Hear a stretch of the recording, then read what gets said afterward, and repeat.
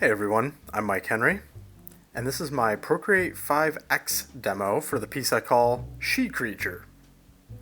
So I know that pun is a little ridiculous, but I honestly never really had a super thorough story or anything for this character. I just had this idea for the shapes and colors and vibe of the character, and so I just kind of was laughing about she creature. It's just ridiculous, but I think this character is actually super cool. I just don't really have anything to attach her to. So let's go ahead and start talking about the process. This video is going to be a little bit on the longer side because I just went ahead and slowed it down old school style, and we're just going to walk through the whole thing.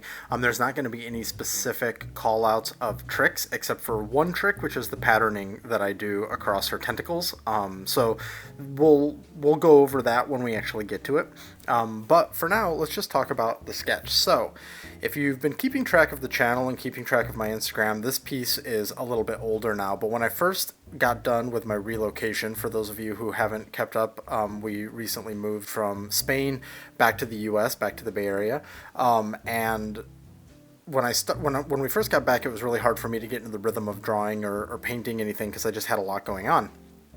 Renato did that piece, which was the last video, and that got me kind of kickstarted. At the same time as me painting that, I had this rough sketch that you're seeing right now. In fact, when this gets to the end of the roughs period, I kind of just put it to the side and worked on it for a while. I think I passed it around to a couple friends and everybody was super positive on it, but I just didn't really have the energy to take it any further. And then I eventually did, and that's kind of what gets captured here in the time lapse, is that uninterrupted stream of how things went.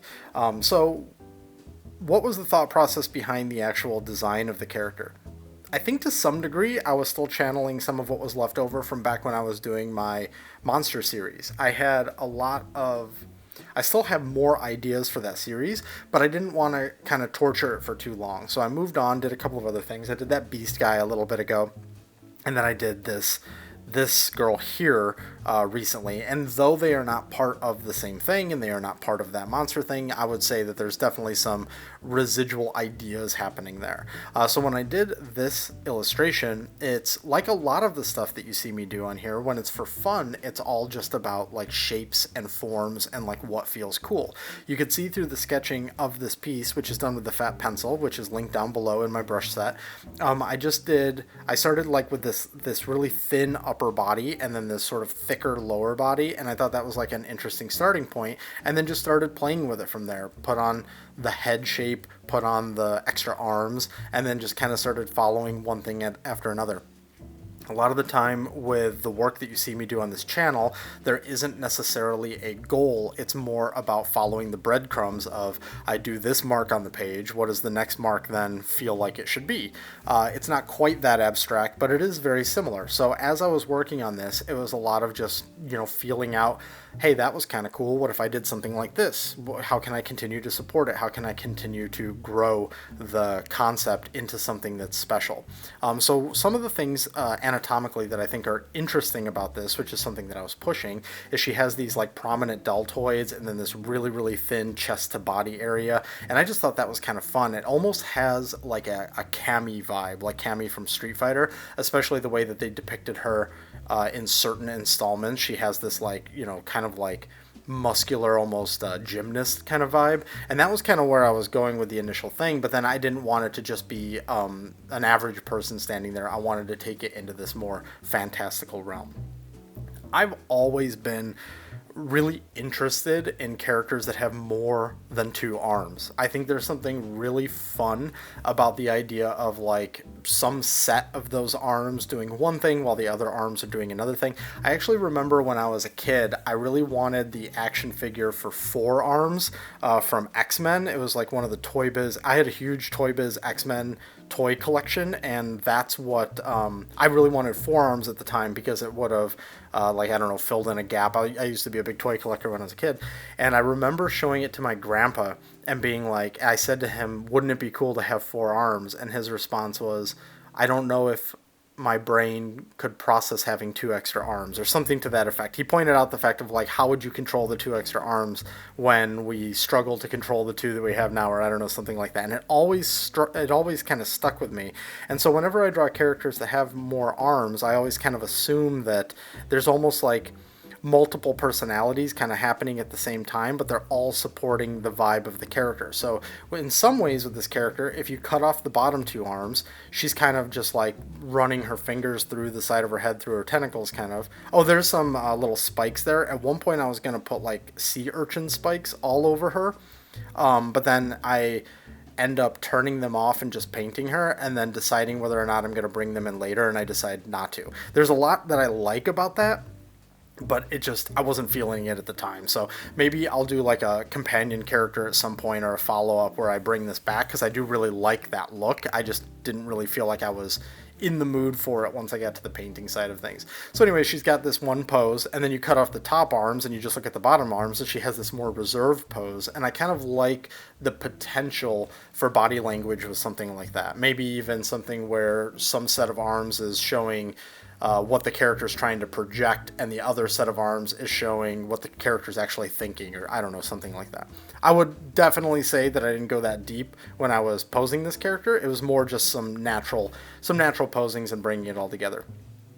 A second ago, you could see some color exploration. That was me just trying to figure out which direction I wanted to take the color for this character. You can see that I ended up going with this like blue, slightly green blue at this point, but then that obviously changes because she ends up like kind of like pink and like Caucasian colored, like peachy kind of tan color.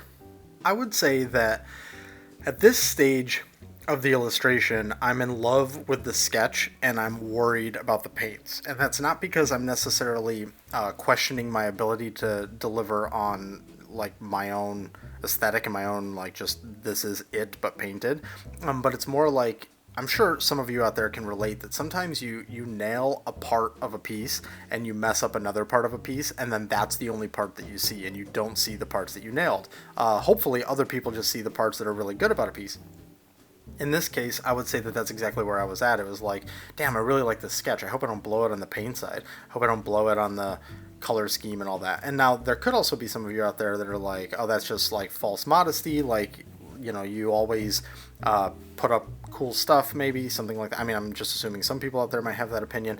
But the reality is that like, you're always kind of questioning your skills. I don't question my skills in aggregate, and I don't question my skills like in general. If somebody said like, what are you good at? And I might say I'm good at character design or whatever. I would be confident in that answer. But then occasionally you get these like weird little projects or pieces or whatever where you're just like, God, do I know how to do this? And it's just that weird psychological aspect sometimes of delivering on the expectations, especially when it comes to art. So yeah, so this part I'm just doing the flats. For those of you who followed the channel for a while, this is pretty standard.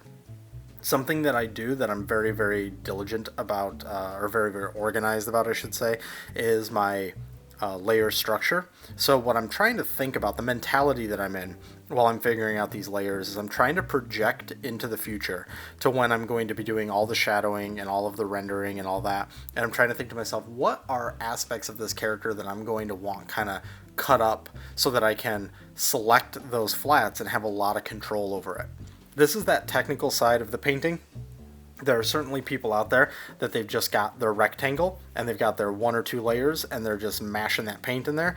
For me, that's just not the way that I operate. I have to think about the amount of control and what I'm going to want to do with the piece, and then I structure my flats around that.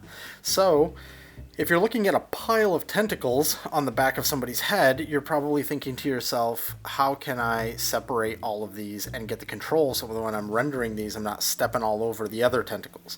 Which also means that in something like Procreate, there's going to be a lot of layer management at some point. So what I end up doing here, as you can see a little bit by watching the way I'm putting these flats in, her head is on a layer, her arms are on layers, her body's on a layer, her tentacles are all on a layer. And then what I'm trying to do is I'm trying to find opportunities for where like her head and something else can share a layer because they're not touching, and where those exist in the vertical stack so that I'm still controlling the sort of like, it's almost like the Z sorting of the image. So right now, I think something that you can see here is the head and the arm that's closest to us, as well as those two fingers that are overlapping with the other hand. Those don't touch anything else, and they're not really being blocked by anything else skin related. It's okay if they're blocked by something like those bands on her arms or the like gills in her cheek or whatever. But from a skin perspective, can I get all of these on one layer? So now instead of having 3 layers there, I just have 1 layer. And so that's the planning that I'm going through. Some of that comes with experience. Some of it also comes with just kind of like slowing down, really thinking about it, trying to figure it out. Obviously in a time lapse here, it looks like it's all just stream of consciousness. I'm just banging this thing out. Whereas the reality is, of course, there's lots of pauses. There's lots of just full on stops where I'm like stepping away from the piece. Maybe I'm processing it in the background while I'm doing something else. And then I come back to it and I block it in. Here you can see that flattening process starting with the back tentacles. I did the set that is like the backmost, and you could even see that I added an extra tentacle that's not in the sketch, the one that's kind of swinging down by her face and by her distant deltoid. And then you can see as I'm turning these layers on and off, I'm plugging in these tentacles, basically all the different layers. And there are times where I'm going to try and look for, can I get this tentacle on the same layer as something else, and then we can get it all kind of under control from a layer count perspective. When I'm done getting all these flats in, everything will get color shifted over to the actual colors that I work with. And let me start talking a little bit about that. So there's some color balance things that had to happen with this piece where I was trying to figure out exactly what my scheme was going to be and how it was all going to feel like interesting and have the right amount of pop, but I wasn't deliberately going for like that really intense, almost neon, just high chroma stuff like what was going on with the last piece or like what went on with the monster pieces. I wanted to specifically separate it. Now I get it, she's like pretty pink, like she's pretty bright, and her background is pretty bright, but it's not sitting in that really intense realm of where you're doing lots of sort of like tertiary colors that just feel really bright and intense, something that's more like a green yellow or a red purple. Like those are the ones that start feeling like really vibrant and just really intense. So these are all sitting for the most part pretty primary. They're not entirely, but they're feeling pretty primary. So that's going to bring some of the intensity down right there. And then some of the saturation levels on aspects of this are pulled back from like the last piece and some of the monster pieces. But once I get her color shifted over to the skin color, the like sort of more Caucasian-y skinny skin color, not skinny but skin-ish. That's a weird word, skin-ish. But anyways, you see it pull over there, and then we start adding the pink as like a modifying color on top of that. This orange that you're seeing put in here is because she's blue right now, and I'm thinking, cool, let's jump over to the other side and get some sort of cool play with like yellow, orange, blue. But it's not exact, but I felt like it was actually getting like dangerously close to Ajara from Warcraft, and that wasn't at all the inspiration. And I think sometimes there's a point to just say, nope, fuck it, I'm gonna do it the way I want anyways. And then there's another time where you're like, you know what, I just don't want there to be any kind of a confusion here, so I deliberately navigated away from that. So right now you're seeing me put in some of this patterning. Now this is me just being really fast and like testing it out and liking the way it goes, or liking the way it went. And then I said, cool, let's do that pattern all over. Let's make that the pattern. So what we're doing is we're kind of observing nature, and we're kind of looking at the way certain creatures are patterned, and we're trying to like follow that a little bit. So what I'm going for is, I guess it's like similar to almost the way like a cheetah or a tiger might be patterned, where it's like the white fur underneath, like on the stomach and the chest and under the head and like under the paws and stuff, and then on the back is where all the like detailed patterning is. Those aren't the only animals that are like that, but that's just kind of how I was thinking when I was doing it. And so that was the, I guess, the model for this. And then as time goes on, we will eventually change those like ear eggs. I really don't have an explanation for some of this. And we'll change those to something that fits this palette more. Once I have all of this patterning plugged in though, when I'm actually doing the rendering, I turn it all off because I just want to deal with the least noisy version of it and then let the layers do what they're supposed to do on their own. So we start by getting all the patterning in so that we know that we've got that all just basically where we want it to be, and then we turn it all off so that we can paint just clearly. Okay, let's talk about how I did the patterning on this character. It's actually largely driven by one particular brush, but then we use a few other techniques on top of that just to give it a specific look that we're going for. Not really to alter it in a way that where we're like owning it and making it just like our pattern. This is absolutely a Procreate standard brush, but then we just do a couple of things with it. So in the brush section, you go down here to artistic, and it's this brush that you see selected right there that's called Aurora. I find that the artistic section is a great section for me to add patterning and texture to things and have it still feel like it's painted. There's a way to go, or not a way, but I guess you could say a preference to go in and say, I'm going to make this look as real as possible, which means that the patterns are going to look like patterns that would be in real life. Or you do kind of like, it's not just two paths, but, or you do kind of more what I do, which is I want to evoke that same thing, but I want to do it with paint styling so that it still just feels like an illustration. Because I think sometimes when you mix the two, you can have good results, but you can also have poor results. Like if you were to use like a just legit like octopus pattern or something like that, a photorealistic pattern, and you were to overlay it on a painting, you can do that. Sometimes that works, sometimes that doesn't. It certainly works if you work then hard to unify it, but that's not what I wanted to try and accomplish. So now that that's out of the way, let's just get in here and do this. So this brush looks like this. You can see that it has this pattern to it, and then not only does it have a pattern, but it's got a lot of color variation. You can see up here in the top right, I've got this purple selected. If we were to move it over to green, we're going to get green, but we're also going to get some variation on it that shifts a little bit to the yellow side and a little bit to the blue side, just a little bit. So it's a little bit of variation in there. If you want to know why it has that variation, you can go into the settings of the brush and you can mess with them, because as you know, if you've followed this channel, I always encourage you to experiment, break things. You can always reset brushes and stuff. Like just go in and learn how it works and you'll be in a good spot. So how did I actually do the patterning though for this character? Let's use a slightly different palette just so that we can keep things interesting. Let's go with like this blue. We'll go with like a blue that kind of looks like that. And what I'm going to do is I'm just going to select this shape like this, and I'm going to say fill. And this is the shape that we are now going to add some patterning to. In fact, just to get it a little bit closer to kind of like the scheme, let's just lighten it a bit and desaturate it a bit. Now let's pick a color that goes really well with this. So let's pick something like, does any of this go well with it? I don't think any of this is going to go well with it. I'm like on the spot trying to figure out this color now. I don't want to pick the same color. Let's go with like something like this. Does that work? Oof. It doesn't work great, but let's just go with it anyways. So let's take this, and I'll show you the exact steps that I went through to get the look and feel that you see in the illustration. The first thing that I do, I select this flat. Actually, I don't even know why I'm doing this. Here, let's just make it more or less the same colors from the illustration so that we can try to get there.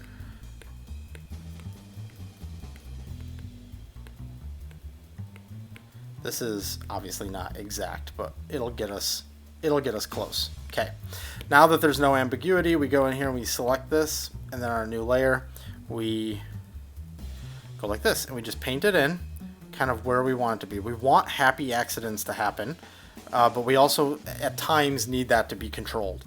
So let's just say that that's fine. Let's say whatever the shape is, that's exactly what we were going for. Then what I did was I used the exact same color that I used to paint that with, and I just selected it on a new layer. I said fill, and then I set this to color. And what does this do? It actually removes all that color variation. So could I have gone in to the brush and changed the settings and gotten this? Yeah, absolutely. But I wasn't willing to go in and do that kind of disruption because this is much quicker.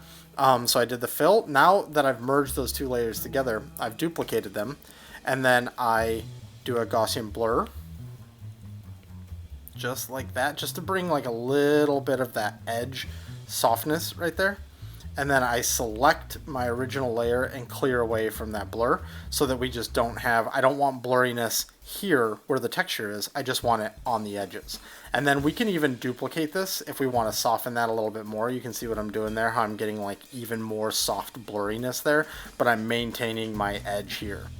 The last step that I would do is I would merge those blurred ones, select my original shape and select the inverse of it and delete. So now I have, it's not bleeding outside of the shape that I need. I've got the look that I want. You can even lower this opacity if you, if you want to take some of that softness off, you can lower that a little bit. And then I would probably leave it fairly separate until Procreate started barking at me about I've hit my layer limit. Then I would start merging this, and then before the whole piece gets finished, this whole thing would actually get merged, but not yet. As I said, I want this off for the painting section. So when we do, I don't remember what color I used for the shadow, but let's just do this for now. Multiply, and then let's just, for the sake of this demo, use a soft brush that I selected, but for some reason it didn't stick. So we select this shape, and then we come here to our multiply layer that has this color picked out. We come in here and we say, okay, this is, I'm doing this one-handed, so I can't really control my brush size right now. But let's say this is our shadow. I don't like it that dark, so let's lighten it a little bit. So there we go, we've got this poorly shadowed blob, and then we turn our layers back on, and we've got the shadow applied to our fully textured looking thing. So that's how I did the texture across this character. It was using, in the artistic section, the Aurora brush. After I did the painting, I filled it in with its same color and set that to color so that we could bring all of those colors so that it's just values that are changing and it's not hue. And then we did some duplication, some blurring to soften these edges. And then that's it. That's how the entire patterning was done on this character.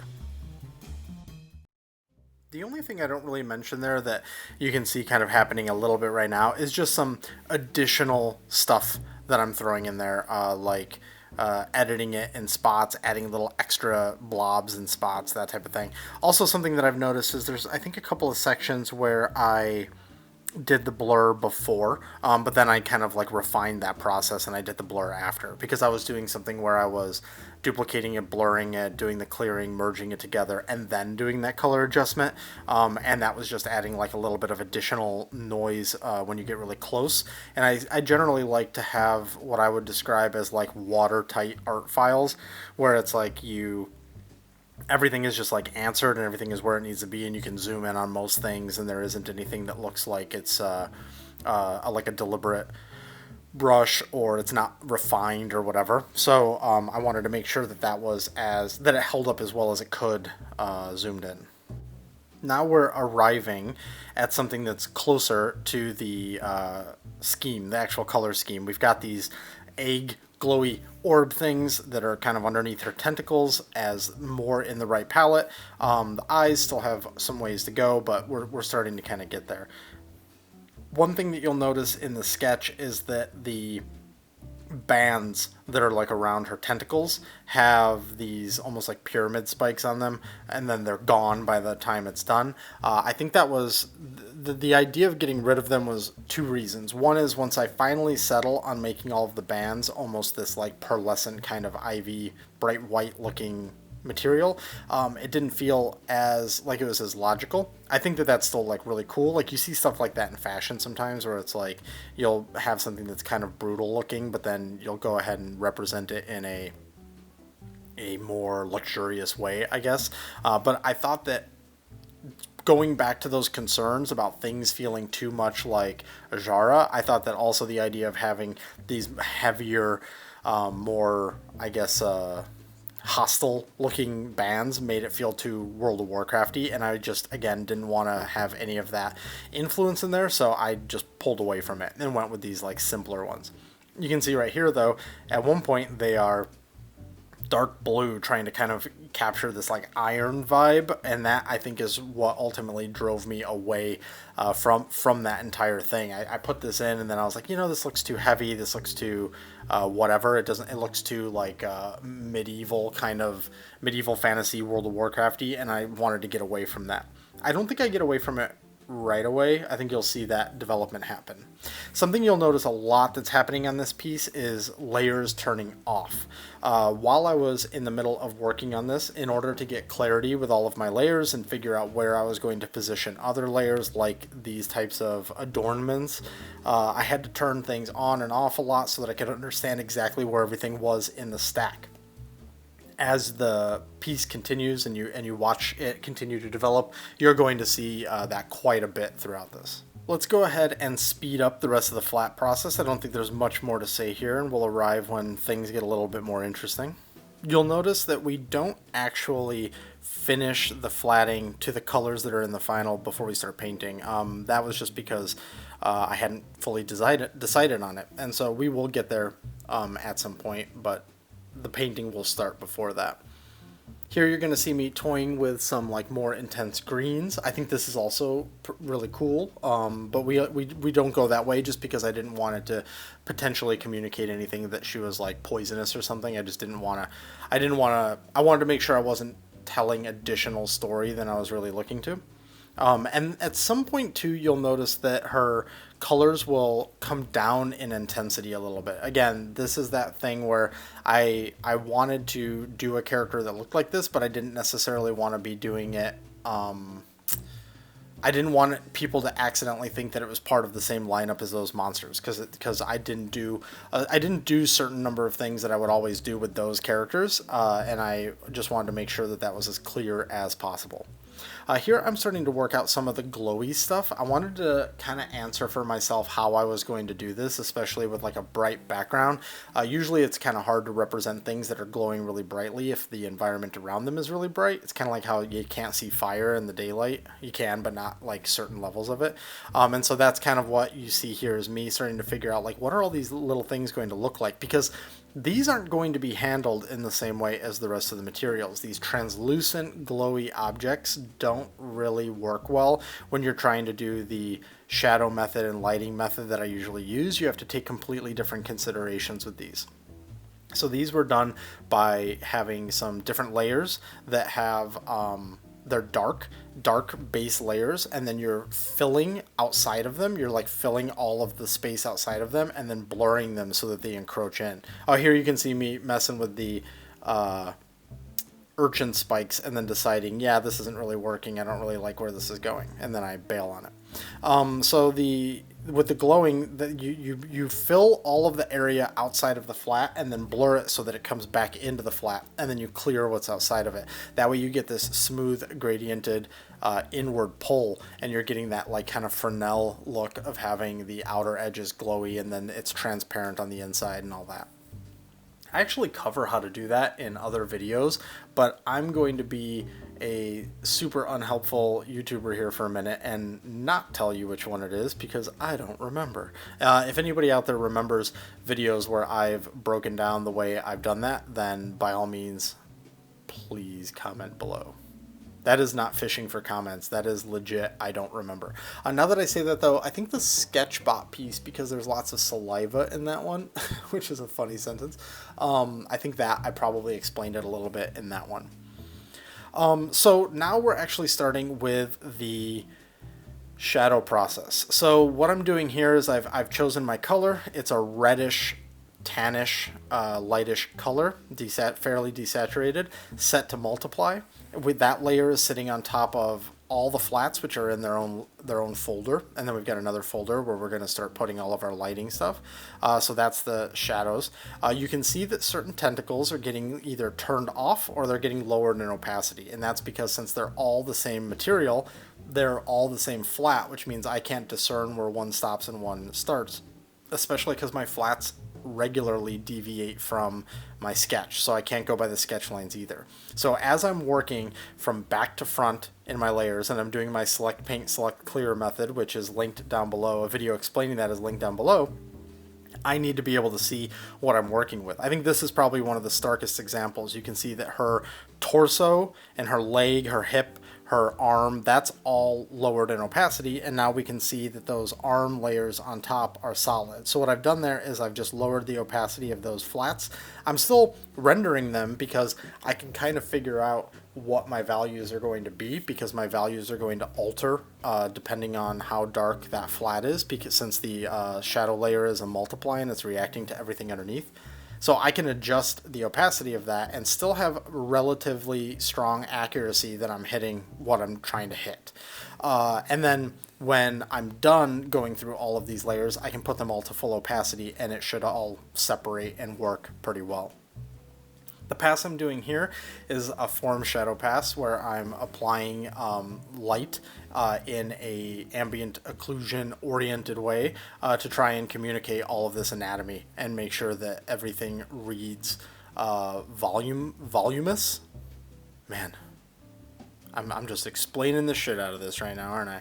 I'm just trying to make sure that everything really truly looks like it's communicating the right form. And then we're going to also do the cast shadows as another pass. So when all is said and done, what you're going to end up with is you're going to end up with a folder for the background stuff, which in this case, it's just a field of yellow, essentially. Then you're going to have all of the layers for the flats, which is going to be her as a character all in a folder. And then you're going to have another folder that's going to have all of the shadowy stuff. And then depending on how particularly specific I get with my layer structure, you'll also have a folder that has like lighting, light, like the bright stuff, the highlights. I always hesitate to say highlights because they're not like quite that like bright, brilliant white like what you see in the eye there. I usually call highlights. I usually call that value that's above your flat midtone as the highlights, and then I refer to things like the shines in the eyes as like glints or super highlights. I don't know. You can tell that I'm classically trained and super educated on all this.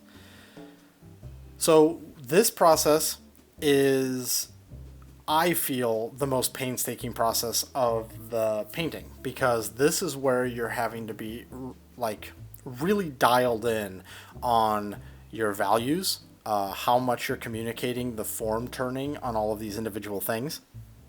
And then the kind of like fun, easy, I guess you could say, part is when we do the cast shadow, because then it's just like, bleh, it's just like, this is a shadow, and you just put it in all nice and heavy, and it kind of sorts itself out a little bit more easily. The shadow pass is almost like pretending that you're like Mike Mignola, and you're just going in and saying like, this is just all going to get shadow, or this arm will cast a shadow, and it's just all about those heavy shadows. This, though, is about smudging and rendering and all that. For those of you who are new to the channel, or this might be the first video that you see, the way that I'm handling all of this rendering is I'm using my new turpentine brush that I created at the beginning of the year, which is a riff on the turpentine brush that's already in Procreate. You can download it below. It's part of my small brush pack. It's all free. And you can, what I'm doing is I'm using the paintbrush to kind of put it down heavy, maybe blur it a little bit, like smear it a little bit, because that's just in the properties of the brush.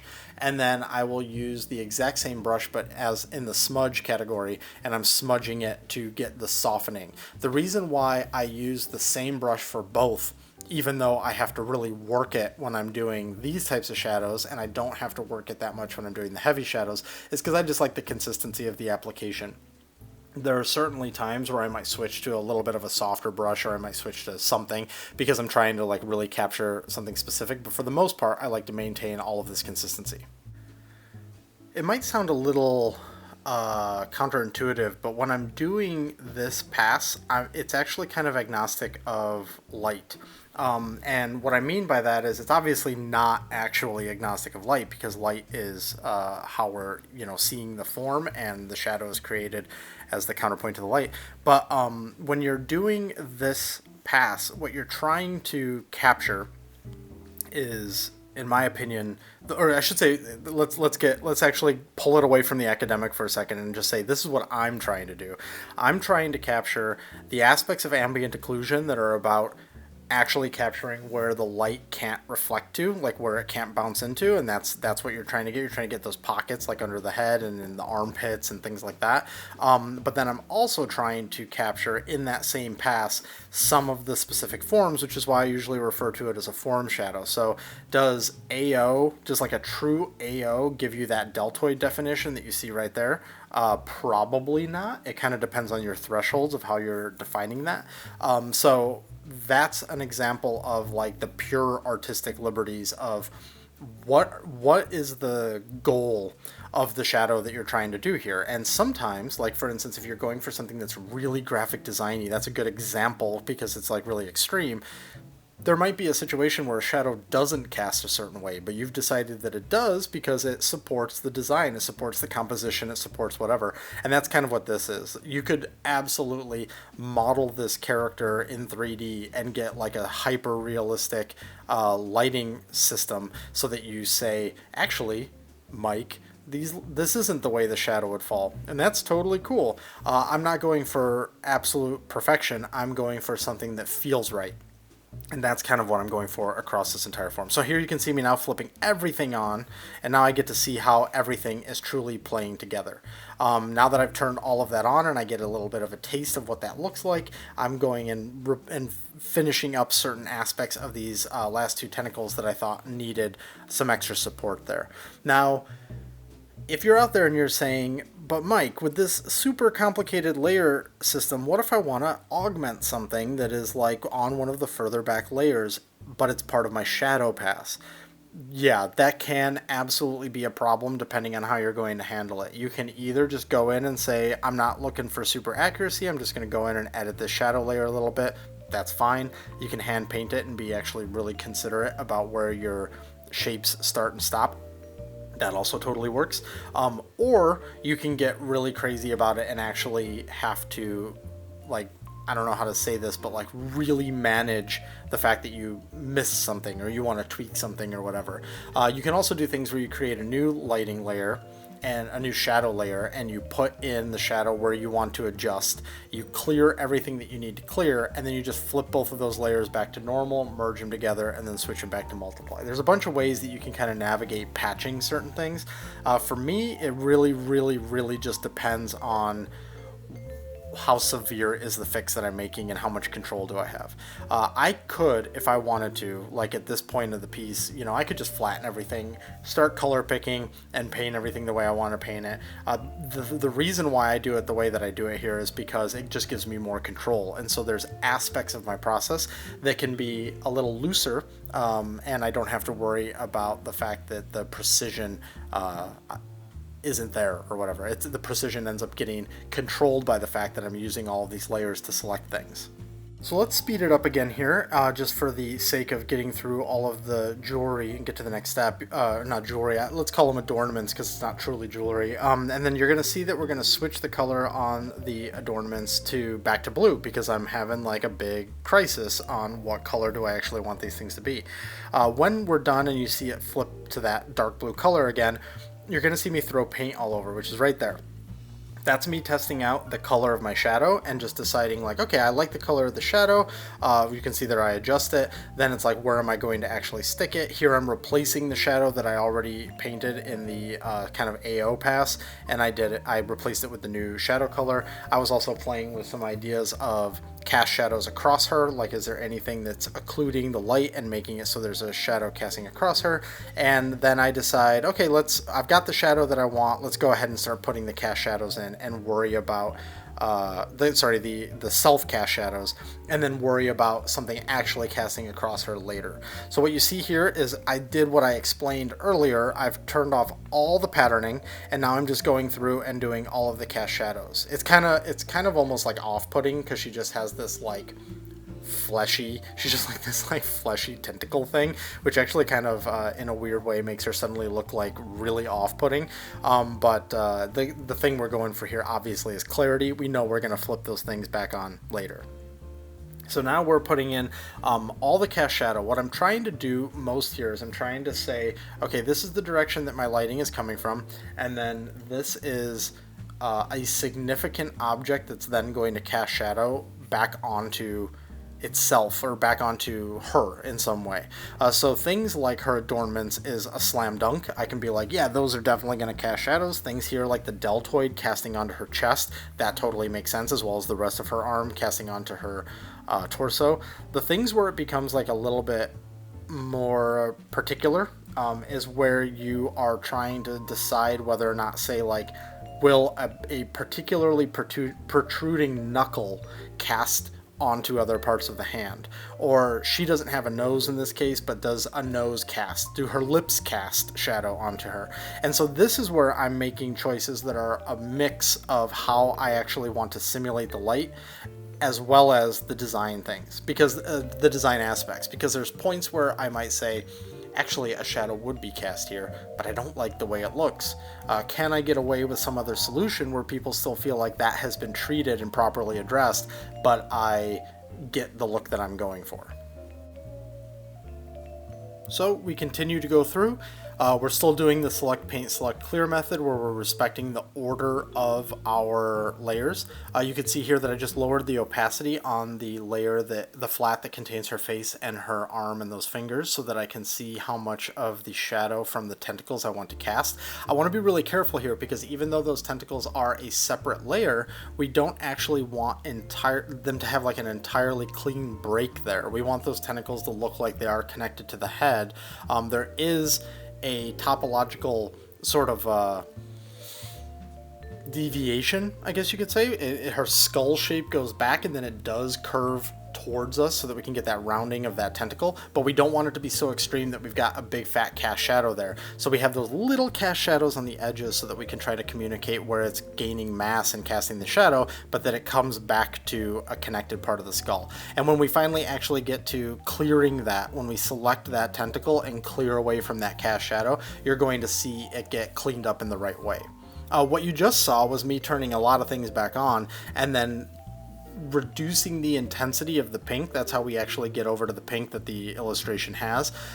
And I add a little bit of a edge shadow around the entire form.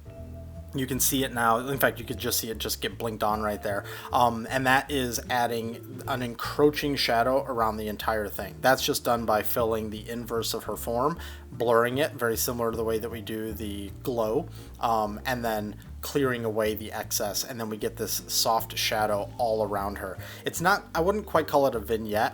It's probably, you could probably argue that it's some type of a vignette, but usually my vignetting, when I do like a vignette shadow on a character, it's a little bit more agnostic of the shape of the character. It's more just like their whole body gets filled in with shadow, and then with like a soft circular erase, I pull away where I want the attention to be, so the shadow gets erased in spots.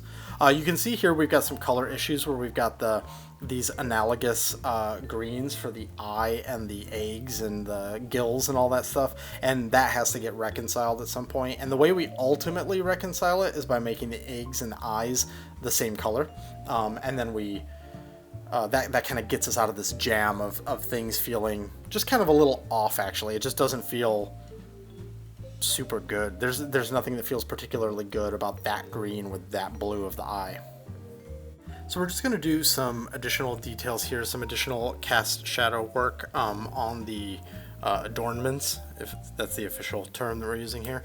And then we go in and do some extra supporting shadows. Now this isn't the same as if you followed me in the past and heard me talk about supporting shadows, like when I'm on a face and I do like an extra shadow under the nose or under the top lip or whatever. This is more like, I wanted this to have like a pretty solid physical feel, so I went in addition to the AO that I did with the turpentine brush and then the shadows that I cast with the turpentine brush, I'm now going in with just like a pure soft airbrush, and I am adding some extra rounding and some slight extra AO stuff here or there, just to really punch things up. This isn't something that I do all the time, but on this one I just felt like it would be really good to sell some of these volumes a little bit more, and that and then also sell a little bit of the lighting, because I'm adding some extra shadow on the distant side of her for where the light is hitting, or for the opposite side of from where the light is hitting. sometimes call it a rounding shadow. It's a stupid term, but that's just what I use. Now, as for support shadows, the thing I was mentioning before, this is where I do it. Check out her upper lip right there. We're adding full-blown shadow on her upper lip, and then we'll also add that on a couple of other areas, like on her forearm. I want to square off her forearm a bit. There's just a couple little areas here or there, but then we've lowered the opacity on it. So this is not the full brunt of the shadow. It's not the full opacity of the shadow that we're working with here. But you'll see it in a second. Her forearm, that's part of her clasped hands, you're going to see me kind of right there. I kind of block it out a little bit more and add a little bit more support so that you can see kind of what that shape is supposed to be. So there's not a lot of science behind, or I shouldn't say science, there's not a lot of methodology behind this. I'm kind of just darting around, noticing things. Right there, I just added a little bit of extra shadow to her deltoid to punch her deltoid out a little bit more. So that's really all it is. It's me kind of looking through and saying, what are aspects of this that need a little bit of help? And let me get that help there, and then it's hopefully where we want it to be. That was a brief period where the adornments were yellow. I actually quite liked that, but obviously with the yellow background, and I wanted to keep the yellow background. So what you're seeing here is me tweaking a few other things. Can I do the yellow eyes? Do the yellow eyes look good? If I have yellow eyes, I got to get rid of the yellow background. And then here I toyed for a second with actually putting eyelashes on her middle eye, because that is technically an eye, but then I decided not to. So there's just a whole lot of little decisions being made across here. We've got the eggs recolored to be just a better color for what we're going for. Oh, I should also mention that this was originally done as a draw this in your style, so if you want to draw this character in your style, I encourage you to do so. If you post it on Instagram and you hashtag me and tag me in the thing and all that crap, I'm always happy to reshare. In fact, on my Instagram page, there are the previous highlights that I collect, and it's all the previous Draw This in Your Styles, and I will always repost the Draw This in Your Style as a story, and I will always include it in the highlight so that you can be part of that like collection. So if you want to do that, please do it. That would be super cool. So as far as, so the reason I mentioned the Draw This in Your Style is because there were some people that mentioned them as being eggs. One person actually drew them almost as like weapons that she could like pluck off and throw. And the reality is I have no idea what they are. They certainly look like roe or something like that. But there wasn't a lot of intentionality in how I designed them. It was more just a cool series of shapes and colors. The lighting just got put on. And again, by lighting, I just mean the parts that are brighter than the midtone. That was done with like a blue that then got lowered in opacity, but then you could see that it kind of cleared up, it kind of purified a bit. That's because I brought it closer to white, just to make it a little bit more neutral and sell sort of her material. Speaking of her material, I treated that shine a little bit different in certain areas because I'm trying to respect the different materials. So the way that the shine is treated, like on her tentacles, has a little bit more of like a wavy little component to it to try and capture some of that shine and reflection. I thought it would be really nice for focusing purposes to get a little bit of a cast shadow on her. So this is just another layer that is put on top with more shadow qualities to it. You can see here now, after I put in the big fat, just kind of, this is where the shadow goes, I then went in and refined it to just fit the geometry a little bit better.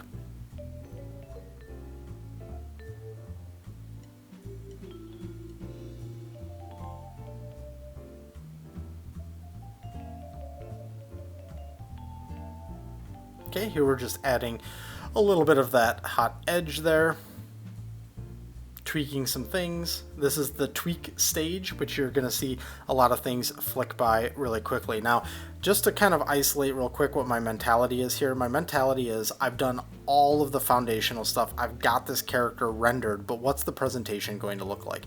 Am I going to keep this background bright yellow? Am I going to actually put her in an environment and have the cast shadow? I actually like this because it establishes the lighting and it really pops her out, but it also kind of didn't feel tonally right. I didn't really think of her as like a dark character or a dark environment, or that she was actually like against some sort of a wall, like she's not by a wall, right? So I decided to opt instead for the more stylistic approach of just having her on this yellow field. I give her some sense of eye here, so she's like looking right at us, and I control just the opacity. That was just black, blurred, lowered in opacity. Then we've got the shines on the eyes and everything, so we're creating like a layering effect with the eyes. It's kind of interesting because it's almost like a milky fish eye, but not exactly. She also has a AO all around her that so she's basically been duplicated, switched to the same color as the shadow, and then slightly blurred, and that's how you get that little shadowy halo all around her.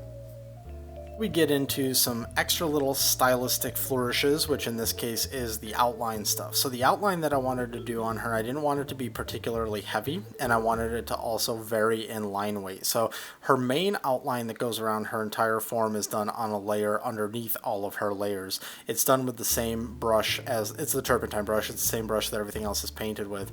And then what I'm doing is I'm just trying to stay really close to her form, but then if it creeps a little bit thicker here or there, then that's fine. And the idea is to keep it, the intention is to keep it very sophisticated and thin and nuanced and not as heavy as something like I've done other pieces where I'm just like, there is an outline and it's just very, very heavy and very, very apparent. It's going to be more apparent here when it gets around things like the white bands around her arms because of the white and the black playing together. But then as the black gets closer to the more shadowy areas, it's less apparent. And so we're just trying to achieve something that's kind of subtle here. Then what we'll also do is add more black lines on the interior where we're trying to break out certain shapes. This is going to be done in a couple of ways. It's going to be done either just as something that is overlaid on top, where I'm actually just going through and drawing the line on top. And then there are occasionally scenarios where I'll actually insert the line between layers, because since it's black, the multiply isn't going to make it any blacker. It's black, it's as dark as it can get. And then we're going to use that line to underneath layers very similarly to the way that we used it underneath the entirety of her character. So we're using that flat or that painted shape as a way to control where the outline ends and where the actual form begins. So there are some areas where I'm just kind of, again, this part isn't too methodical or scientific either. I'm just going through and finding the spots that I think need to get punched up more, and parts of her anatomy that I think need to be separated from other parts, and doing it all with a little bit of a stylistic flair, because obviously you don't need a black line in order to separate some of these things. It's a deliberate choice in order to do that, and so that's what we're doing here. Also bringing in some very subtle knockback, some atmospheric knockback, where I'm sampling the yellow and I'm applying it to where her tentacles are in the back there, and then lowering the opacity. You can also see it there on her fingers. And then I'm using a little bit of that yellow also to do like a really subtle bounce. Some parts of her tentacles, you can really see it in the top right. But then like where it's more subtle, and I think also in some ways more successful, is like where her elbow is on the hand that she has behind her head. You can see that little yellow kind of creeping in there, which is, I think it came out really nice. Okay, so we are coming into the home stretch here. So what we're going to be seeing is I just duplicated up on some of the glows. I really wanted those glows to sell really nicely. We've got some of this rim light action and some of these outlines, making sure all of our textures are on. Like in some ways, we're just making sure everything's turned on and working really well together. And I think it ended up coming out really good. I don't know how many more tweaks need to happen. I can see there's about 7 seconds left. Yeah, who knows what I'm tweaking here. But anyways, I'm tweaking a few minor things here or there. Probably saving stuff out for Instagram too. And there we go. That's the final version of the image. She has no name. She has no particular purpose other than to look cool. I thought this character came out really dope, and I'm happy that I feel at least I didn't mess up the sketch, which is kind of cool. That was kind of the goal. And again, she doesn't fit into any kind of like line. I think she could fit into something related to those monster characters or even to that Beastman character, but that just wasn't the premise. So I hope you enjoyed watching this. I hope you enjoy the character, and thank you for watching. If you enjoyed this video, please consider hitting like and subscribe. Follow me on all the things, and I'll see you on the next one. And if you're looking for me on the internet, these are the places where you can find me.